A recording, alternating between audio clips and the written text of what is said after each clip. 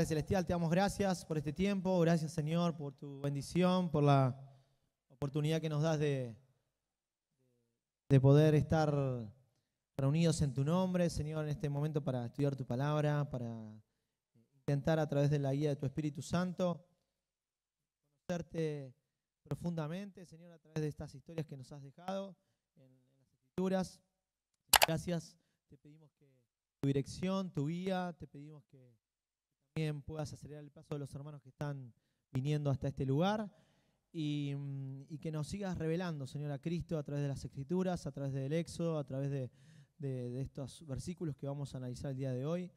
Te pedimos tu guía, tu dirección, Señor, te pedimos realmente que vos puedas suplir toda limitación, Señor, toda, Señor, situación que pueda a la hora de expresar, Señor, en esta mañana, y que cada uno de nosotros estemos dispuestos, nuestro corazón, nuestra mente, nuestro espíritu, de aprender y conocer más lo que vos nos has dejado en tu palabra. En el nombre poderoso de Jesús, amén y amén. Ahí estamos.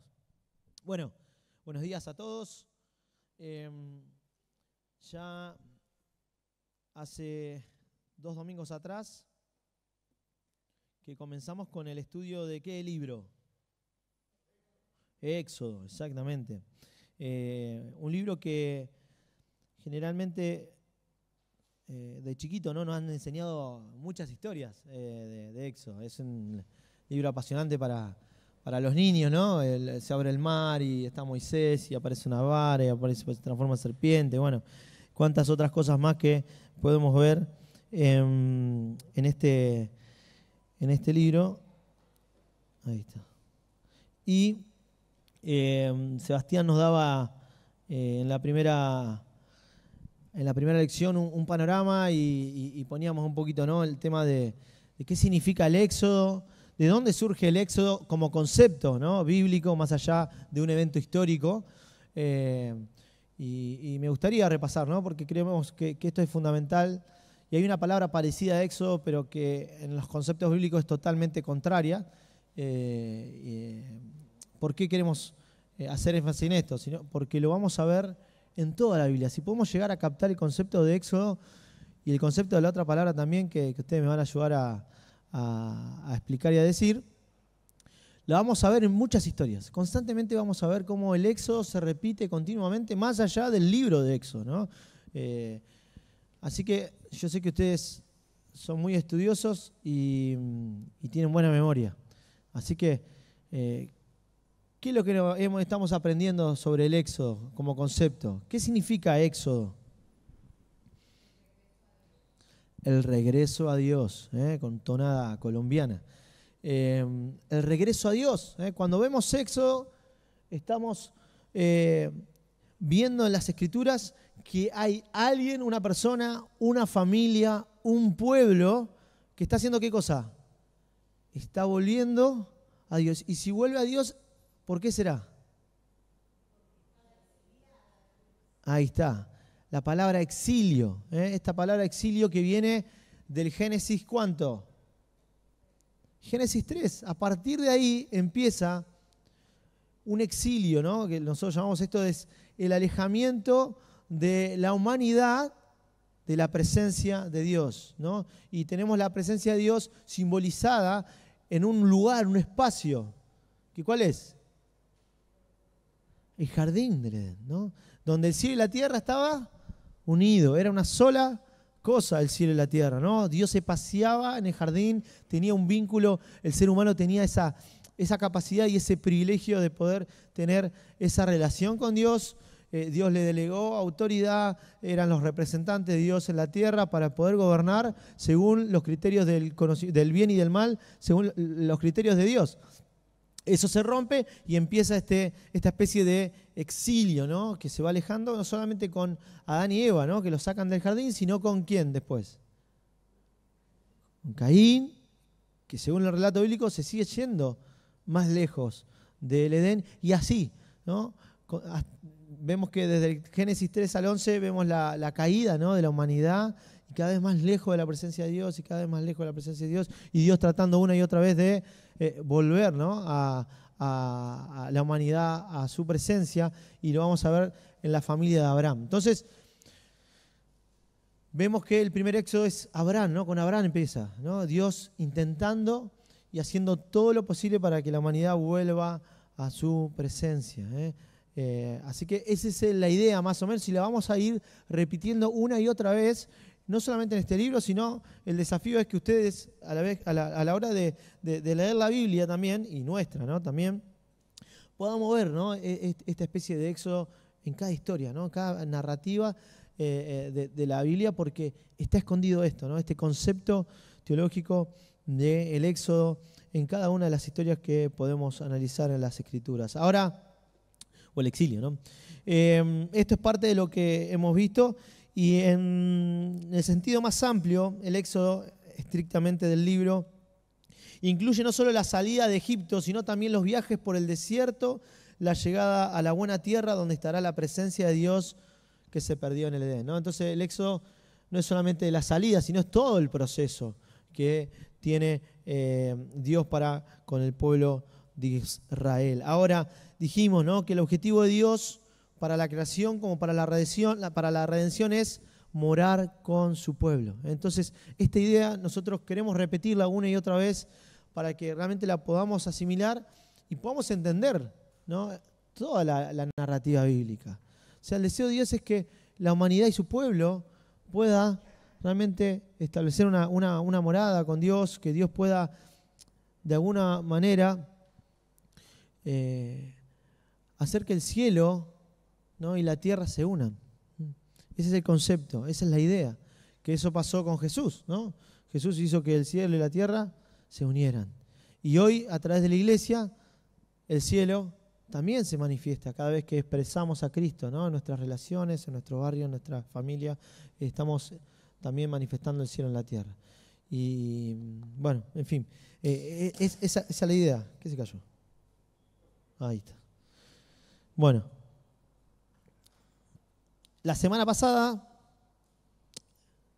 empezamos a leer los primeros versículos, así que yo les voy a animar que abran sus Biblias en Éxodo y vamos a ir analizando este primer capítulo, que es el nexo entre lo que nos venía contando Génesis, y lo que va a acontecer de ahora en adelante.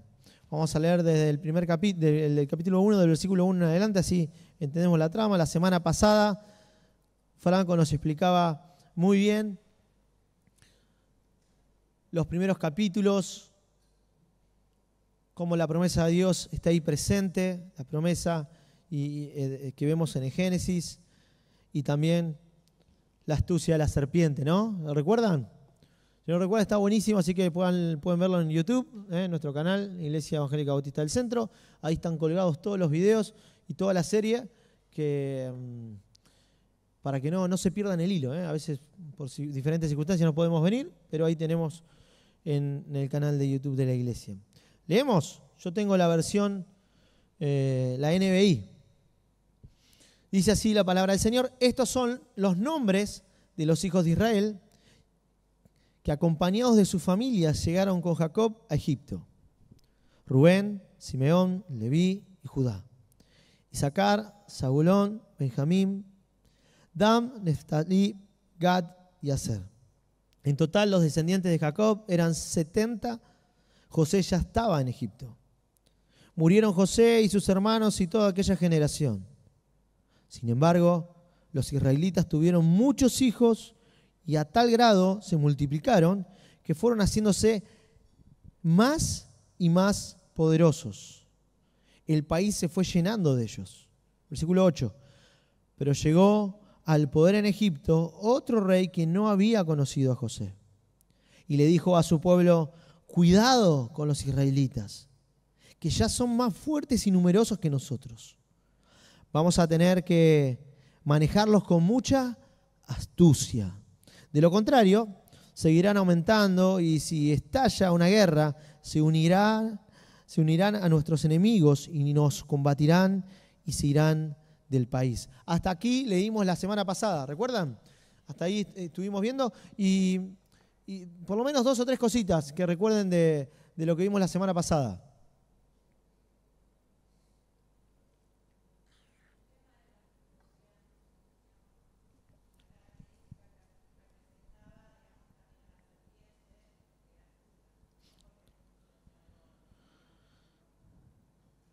Boni-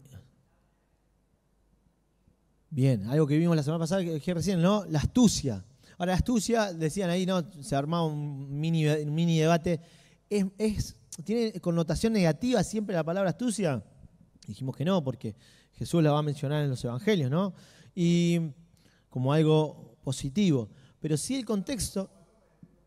Exactamente. Entonces, como el contexto es el que da la connotación positiva o negativa, pero la astucia nos va a llevar, y esto es algo que que nos gustaría que lo tengamos presente, cómo se repite, ¿no?, la historia una y otra vez, cómo se conecta ciertas palabras, ciertas características, ciertas imágenes, ciertas figuras con episodios anteriores, con personajes anteriores. Y cuando hablamos de astucia, automáticamente nos tiene que llevar al jardín del Edén, ¿no?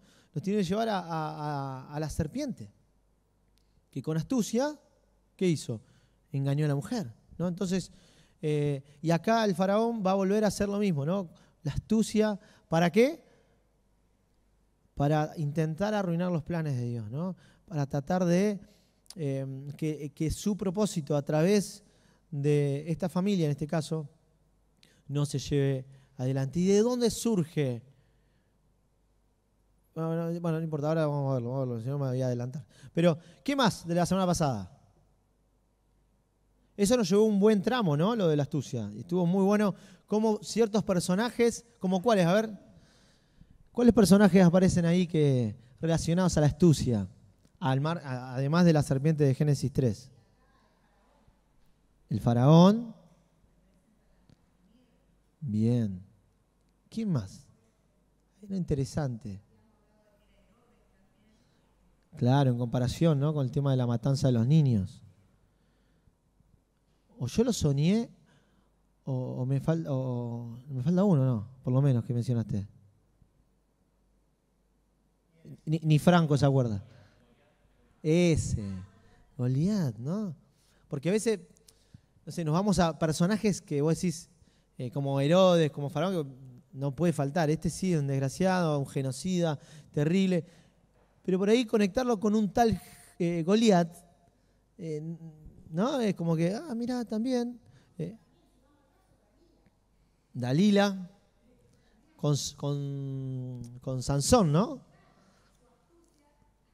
Ahí está, ¿no? Anoten, maestros de escuela dominical. Esa era en otra historia, sí. Hoy también, que lo mencionaste, me parece, ¿no? Dos sonidos, entonces. Claro. Está bueno, ¿no? Fíjense cómo se conecta, ¿no?, ciertas palabras generalmente con la idea de ir en contra ¿de quiénes? De alguien elegido por Dios para llevar su nombre, ¿no? Para llevarlos hasta... Falta uno, dice Analía. Amán. Amán también podría ser.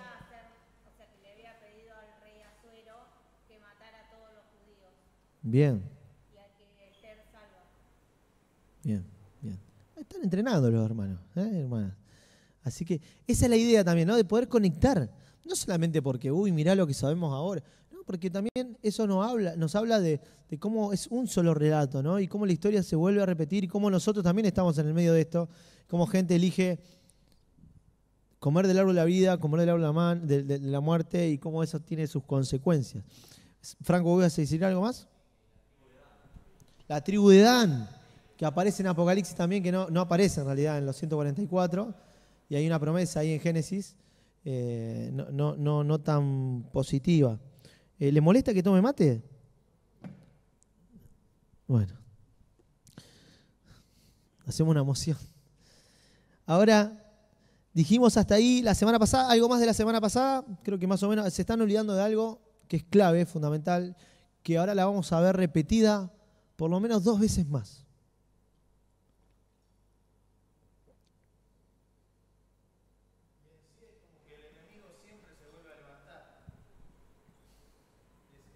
Bien.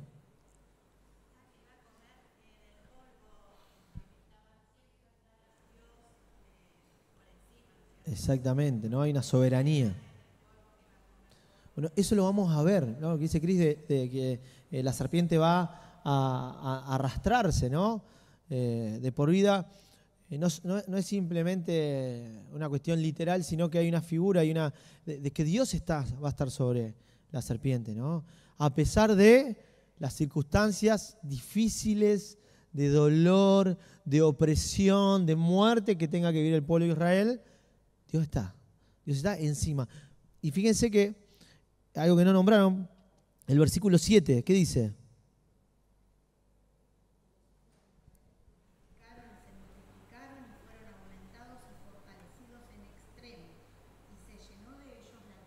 Versículo 7, ¿no? Se multiplicaron, se hicieron poderosos, se llenaron de ellos. ¿A dónde nos llevaba eso también?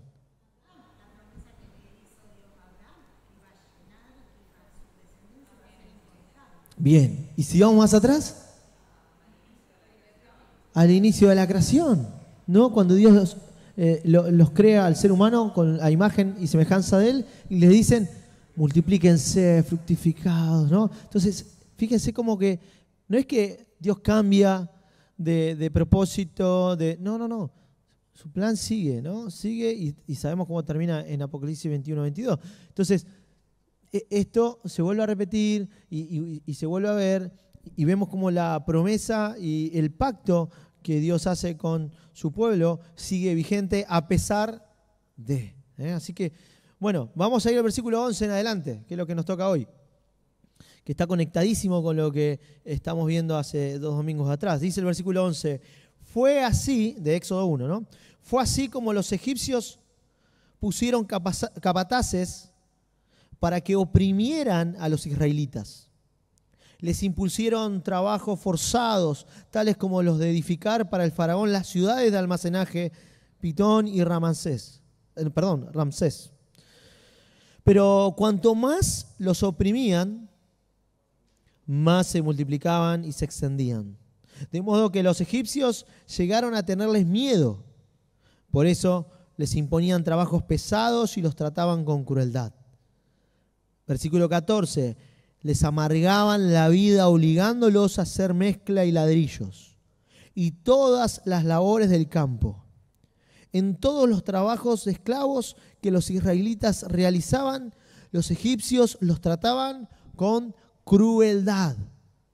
Había 2 parteras hebreas llamadas Sifrá y Fubá, a las que el rey de Egipto ordenó: cuando ayuden a las hebreas en sus partos, fíjense en el sexo. Si es niño, mátenlo, pero si es niña, déjenla con vida. Sin embargo, las parteras temían a Dios, así que no siguieron las órdenes del rey de Egipto, sino que dejaron con vida a los varones. Entonces el rey de Egipto mandó llamar a las parteras y les preguntó: ¿por qué han hecho esto? ¿Por qué han dejado con vida a los varones? Las parteras respondieron, con astucia también respondieron, fíjense. Resulta que las hebreas no son como las egipcias, sino que están llenas de vida y dan a luz antes de que lleguemos.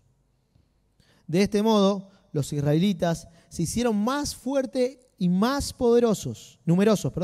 Además, Dios trató muy bien a las parteras y por haberse mostrado temerosas de Dios, les concedió tener muchos hijos. El faraón, por su parte, dio esta orden a todo su pueblo: tiren al río a todos los niños hebreos que nazcan. A las niñas, déjenlas con vida. ¿Estamos hasta ahí? Bueno, recordemos que, ya Franco lo mencionó la semana pasada, cambió rotundamente el contexto en el cual los israelitas vivían en Egipto, ¿no? En un momento estaban en José, en una tierra próspera, estaban bien, pero se levanta un nuevo rey que no conocía a José y ahí empieza, ¿no?, la situación. Ve que son muchos y eso era una realidad, era un dato objetivo, digamos, y empieza a tener temor, ¿no? Son un montón, ¿qué está pasando?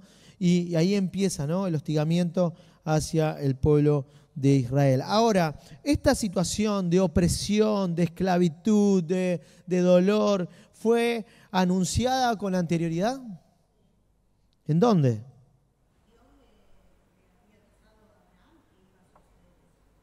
Bien.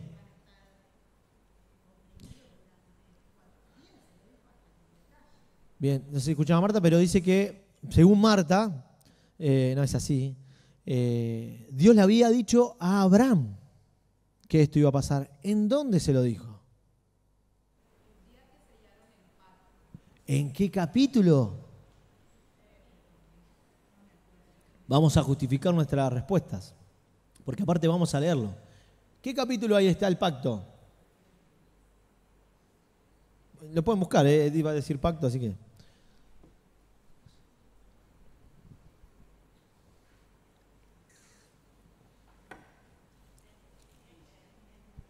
¿Cuánto? Génesis 17, dicen por ahí. ¿Quién da menos? 12, 10. ¿Quién da más? 15, ahí está, en el medio. Ahí estamos, no escuché si alguien dijo 15. Bueno, Génesis 15 dice así la palabra del Señor. Versículos, vamos a leer. Vamos a leerlo. Dice, después de esto, versículo 1, la palabra del Señor vino a Abraham en una visión. Le dice, no temas, Abraham, yo soy tu escudo, y muy grande será tu recompensa. Pero Abraham le respondió, Señor y Dios, ¿para qué vas a darme algo si aún sigo sin tener hijos y el heredero de mis bienes será Eliezer de Damasco? ¿No? Estaba esa situación, ese temor, esa angustia de que no tenía hijos, ¿no? Y Dios que le había prometido a Abraham. Mucha descendencia, pero mucha descendencia. Entonces Dios le dice, no, ese hombre no ha de ser tu heredero. Le contestó el Señor, tu heredero será tu propio hijo, ¿no? Lo hace mirar a los cielos, que cuente las estrellas. Y dice el versículo 6, Abraham creyó al Señor y el Señor lo reconoció a él como justo. Esto lo hemos visto. Y ahí empieza, ¿no? Y le dice otra vez el Éxodo, yo soy el Señor que te hice salir ¿de dónde? De Ur, de los Caldeos, para darte en posesión esta tierra. Entonces, Abraham le pregunta, ¿no? Señor y Dios, ¿cómo sabré que voy a poseerla? Versículo 9, el Señor le respondió, tráeme una ternera, y ahí hay un pacto, ¿no? Hemos hablado. Dios hace un pacto, y ya hemos dicho que Abraham no tiene nada que ver en este pacto. Es Dios con Dios, ¿no? ¿Dijimos eso?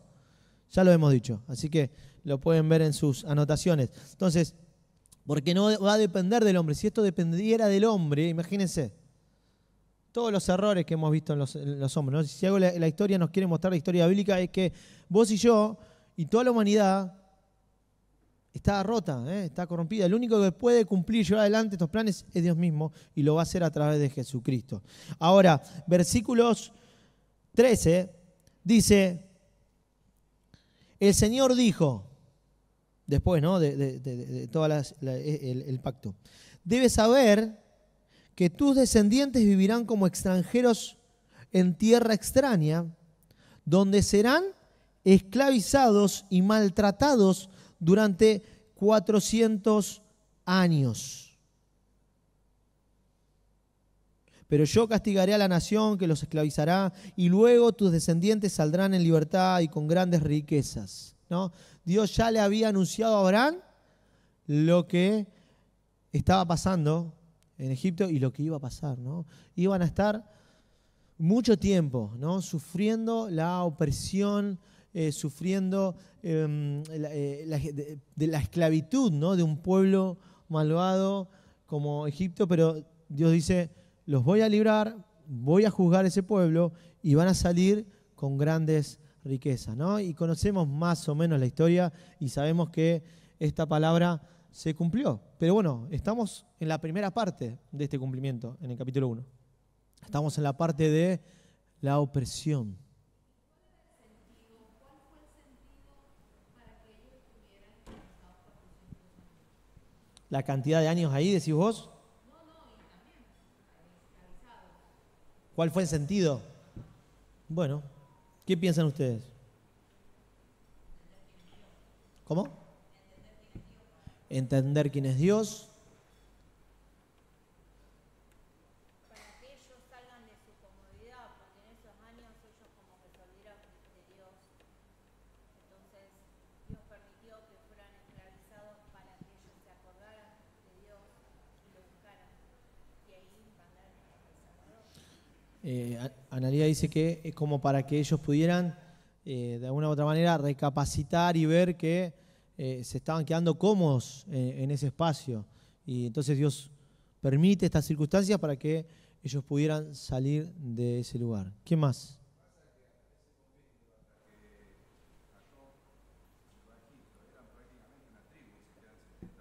70 eran.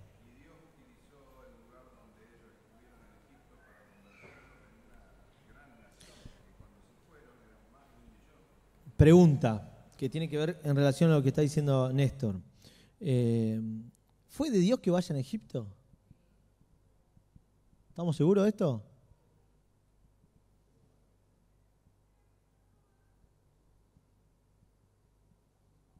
Yo le veo las caras, usted no ve, pero uno me dice, Dios lo permitió. Volvamos antes. ¿A quién utilizó Dios para que el pueblo de Israel llegara a Egipto y en el contexto en el cual llega? A José.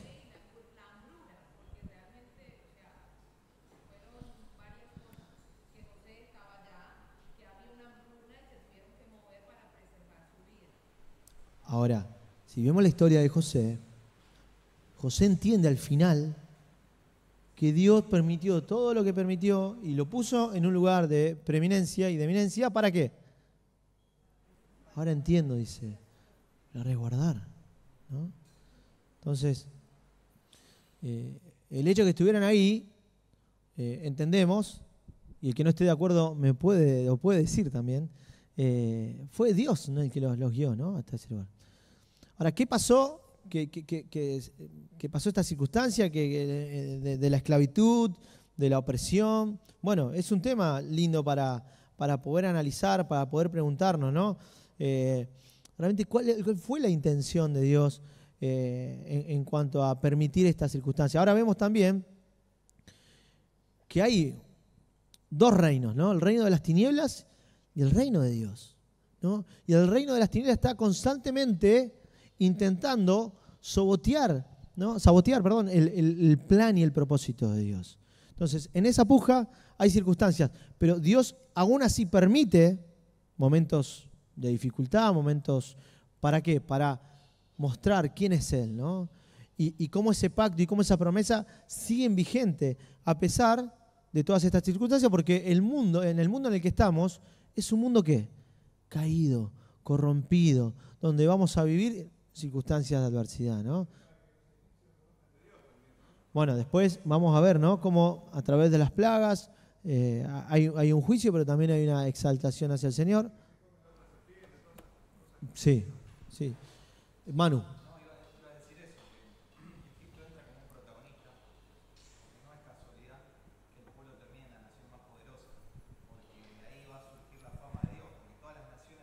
Bien.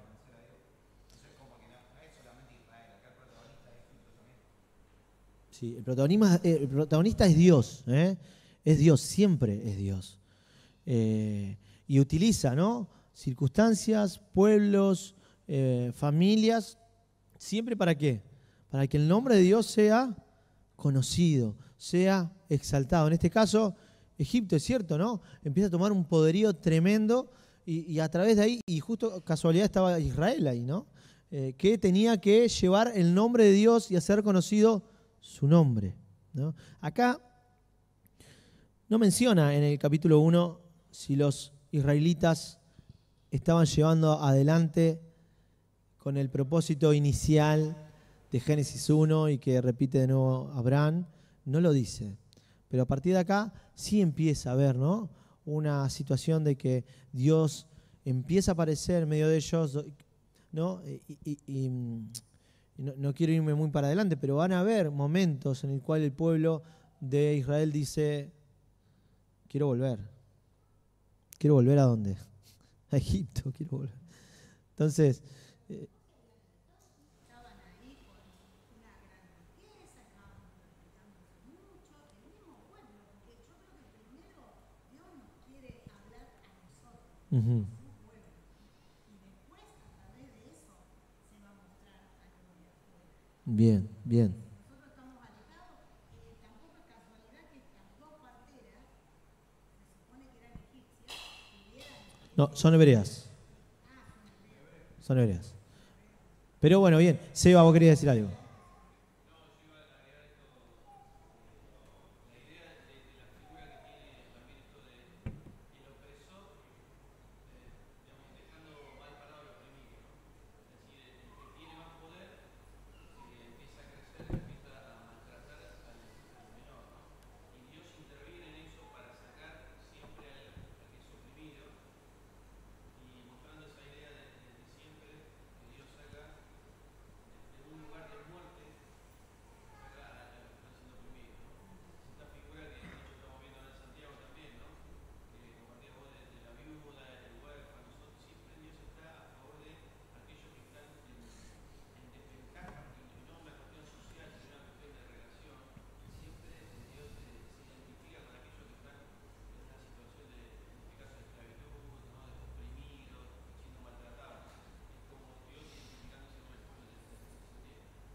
Y eso expresa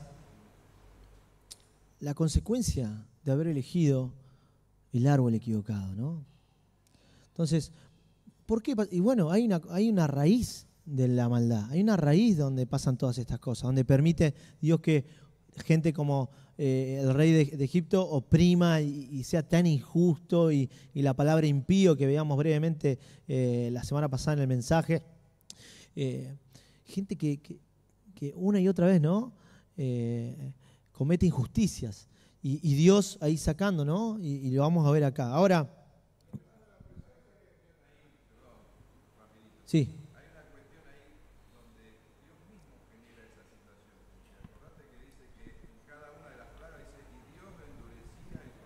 Sí, pero antes el corazón de Faraón estaba endurecido.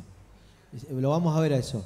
Las primeras plagas, fíjate que dice que él estaba endurecido. Y después de todo esto, Dios es como que dejó correr, ¿no? Ese sentir de ira y de bronca.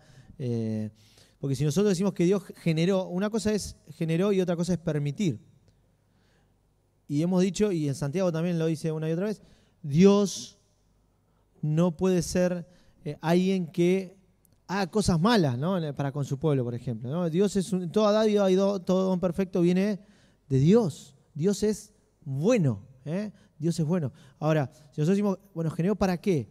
Dios permite en su soberanía ciertas situaciones generadas por Satanás, por el mismo enemigo, ¿no? Por el reino de las tinieblas. Entonces, por ahí yo sé que puede ser parecido, pero son dos cosas distintas que nos da una imagen de Dios diferentes. Son palabritas que nos pueden llevar a una confusión, pero lo vamos a ir viendo más adelante porque las plagas las vamos a ver, y vamos a ver eso que Dios endurece el corazón de Faraón luego de que Faraón mismo, ¿no? Tuviera ese sentir. Ahora vamos a avanzar un poquito.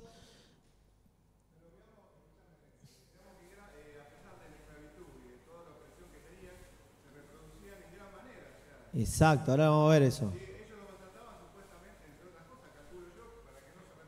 Sí, sí, exactamente.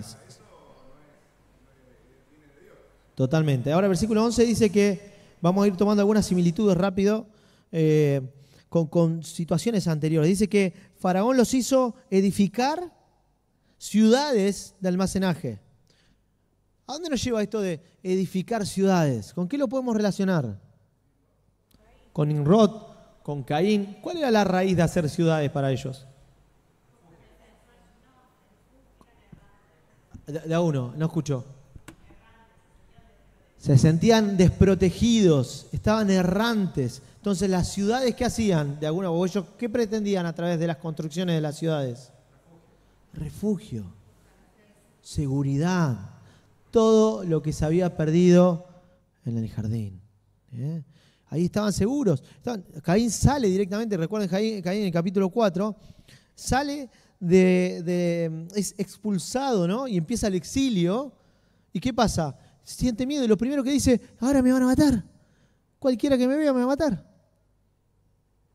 No sé cómo salió eso, ¿no? Del interior. Un miedo, un temor.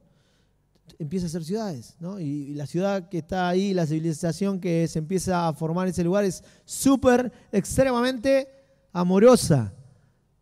Bajadores de la paz. No, estoy leyendo otra Biblia. Violentos. Eran extremadamente violentos. ¿Recuerdan a Lamec?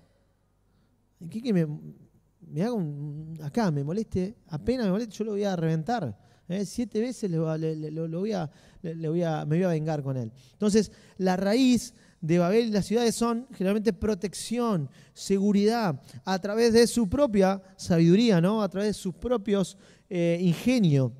Y esto es consecuencia del exilio. Entonces, acá vemos cómo también a través de estas construcciones vemos el temor y vemos cómo Faraón también y la humanidad, ¿no? Porque pensemos en esto, ¿no? En la humanidad más allá de una figura o un pueblo específico. Ahora, no todas las construcciones son negativas. ¿O no? Bien, Marta. Tenemos que hablar con vos, Marta. Me hiciste acordar. El tabernáculo, ¿no? El tabernáculo. Y vamos a ver rápido eso, porque es súper interesante. Vamos a Éxodo capítulo 36, vamos a hacerlo breve porque esto lo vamos a estudiar detalladamente y detenidamente. Éxodo 36, versículo 1, dice así, lo leo rápido porque se nos refue el tiempo. Dice, así pues, Bezalel y Aholiab llevarán a cabo los trabajos para el servicio del santuario, tal y como el Señor lo ha ordenado. Acá vemos, ¿quién ordena esta construcción? El Señor. Dice, junto con todos los que tengan ese mismo espíritu artístico y quienes el Señor haya dado pericia y habilidad para realizar toda la obra del servicio del santuario. Fíjense, dos diferencias claves. Caín, la humanidad, la gente de Babel, ¿qué había utilizado para poder construir sus propias ciudades? Su propia sabiduría, su propia astucia. La finalidad de eso no era glorificar a Dios, no era traer la presencia de Dios a la tierra, era cuidarse, ¿no? Cuidar su propio pellejo, era cuidarse y suplir eso que habían perdido en el Edén con su propia astucia, con su propia sabiduría, con su propio ingenio. Y acá Dios dice, van a construir, pero yo les voy a dar esta sabiduría, esta habilidad, ¿no? Dice, y Moisés llamó a estos dos personajes y a todos los que tenían el mismo espíritu, y el versículo 3 dice, y les entregó ofrendas. Perdón, versículo 2. Moisés llamó a Bezalel y a Aholiab y a todos los que tenían el mismo espíritu artístico. ¿Se confundió? ¿Está repitiendo lo mismo o no? ¿Tengo un problema en mi Biblia? ¿O será que el Señor está queriéndonos decir algo? Y a quienes el Señor había dado pericia y habilidad y se sentían movidos a venir y a hacer el trabajo. ¿Sus Biblias dicen lo mismo que la mía?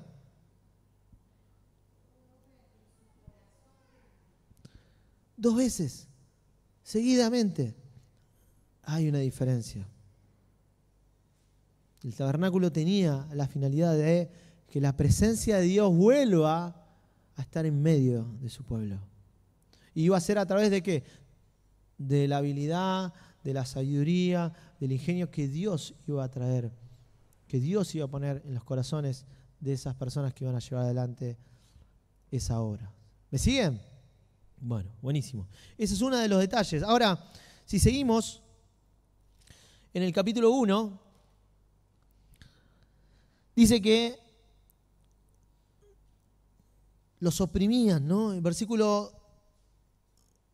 7 dice que se multiplicaban y que se hacían cada vez más poderosos. Versículo 12 dice, pero cuanto más los oprimían, más se multiplicaban y se extendían, de modo que los egipcios llegaron a tenerles miedo. Versículo 20 dice, de este modo los israelitas se hicieron más fuertes y más numerosos.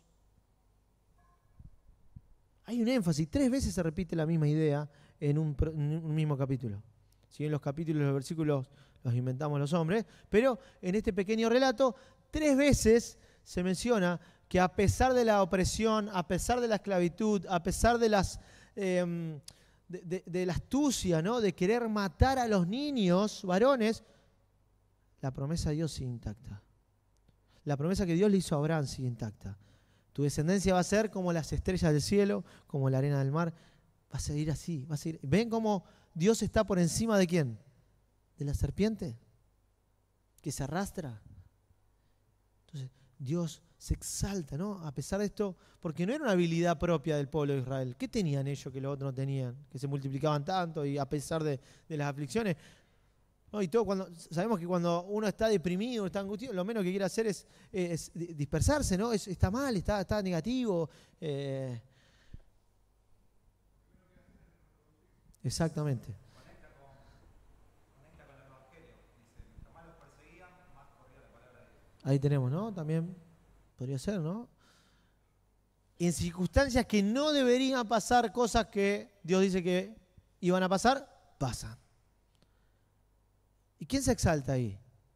Dios, el Señor. Entonces, seguimos. Y esto lo podemos conectar con Génesis, ¿no? También 1 y 2 con esto de multiplicarse. Sigue esta idea, ¿no? Este ensañamiento contra la descendencia de Israel claramente no es una cuestión meramente natural, no era una cuestión racial simplemente, había una cuestión espiritual que tiene que ver con dos simientes. La de la mujer y la de la serpiente. Y esto lo vamos a ver una y otra vez en las distintas historias y narrativas bíblicas, ¿no? Que con astucia quiere ahí destrozar, pero Dios prospera sobrenaturalmente a su pueblo porque Él es el Shaddai, Él es el Todopoderoso que ya había librado a Abraham, que ya había librado a Isaac, que ya había librado a Jacob y ahora estaba librando y de una forma sobrenatural protegiendo a su pueblo, ¿no? Entonces vemos esta figura de Dios constantemente cuidando a Israel. Ahora, otro de los temas centrales de estos versículos es el temor de Jehová. Y acá voy con las parteras. El faraón buscaba continuamente, ¿no?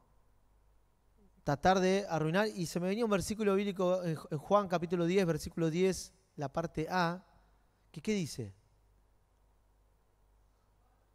Juan 10. 10. Bien, ¿viste? Lo dijo como, es re fácil. ¿El ladrón a qué viene? Es la esencia. Es la esencia. Y está ahí. Faraón tratando de matar, de arruinar, de destruir. A través de, en este caso, una situación muy macabra que es matar a los niños hebreos. Y el versículo 17 dice, sin embargo, las parteras, versículo 15 dice que había dos parteras hebreas y el rey les ordenó que ayudaran a matar a todos los varones, ¿no? Sin embargo, versículo 17, las parteras, ¿qué hacían? Temían a Dios. Así que no siguieron las órdenes del rey de Egipto, ¿no? ¿Cuál fue la motivación que tuvieron estas mujeres para no llevar adelante las órdenes del rey? Temor de Dios. ¿Y cuál es el principio de la sabiduría de Dios? El temor de Dios. ¿Cómo obraron estas parteras? Exactamente. Bajo la sabiduría de Dios, usando la astucia para bien. Bueno, y ahí hay otra cuestión. ¿Está mal mentir? Depende de las circunstancias. Uy, ahí nos metemos en... Yo le decía a mi mujer, mirá, Ivana, depende de las circunstancias.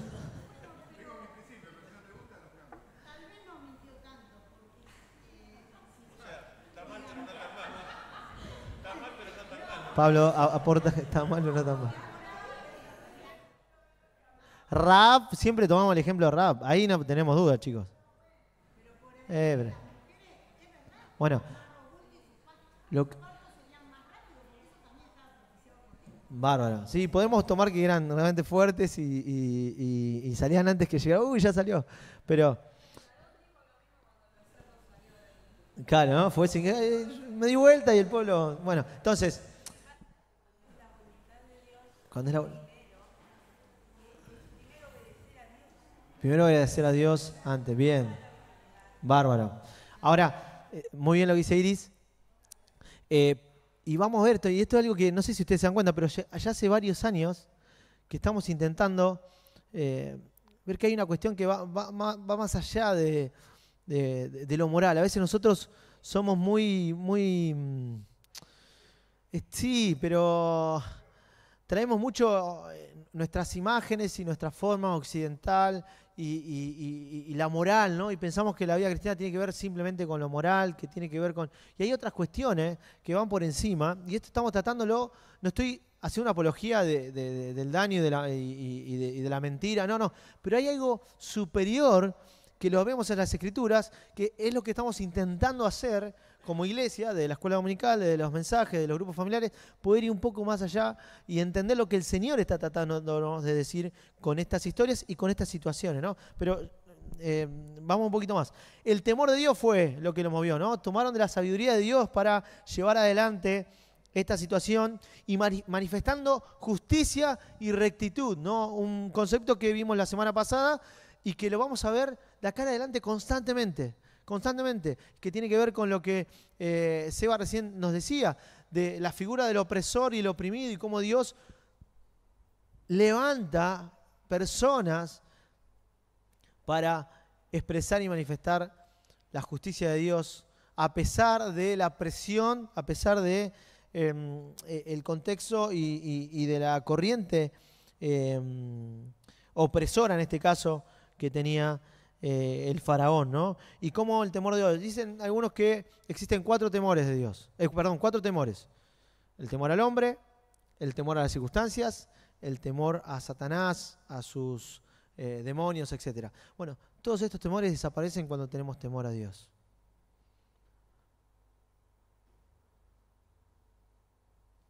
Porque entendemos que Dios está por sobre todo eso, ¿no? Entonces, y ese temor nos da la capacidad, que es Dios, de obrar, decidir, vivir con la sabiduría que viene del cielo. Igual. Exacto. Entonces, ya terminamos con esto. Y en el final del capítulo 1 notamos cómo Faraón, a pesar, ¿no? Y dice, bueno, las hebreas no me dieron bolilla, sigo adelante. El versículo 20 dice, se siguen multiplicando, siguen siendo fuertes. Imagino el Faraón enloquecido. Versículo 22, el Faraón, por su parte, dio esta orden a todo su pueblo. Tiren al río a todos los niños hebreos que nazcan, a las niñas déjenla con vida. ¿No me dieron bolilla a las hebreas? Bueno, todo el pueblo.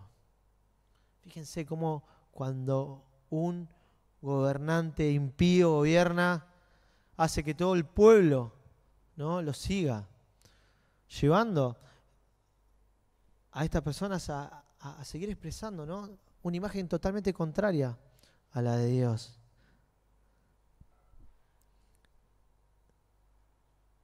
Y toda esta plataforma que estamos viendo, Dios va a expresar su poder, su soberanía, su gloria, levantando un libertador, levantando una persona en medio de su pueblo, en circunstancias totalmente adversas. ¿Para qué? Para poder llevar adelante este éxodo, que el pueblo de Dios vuelva a la presencia de Él, ¿no? Para que empiece a morar con Él, para que su nombre sea exaltado, para que su nombre sea santificado, para que la voluntad de Dios se haga, así como se hace en el cielo, en la tierra. ¿Amén? ¿Sí? Oramos. Padre, gracias por este tiempo.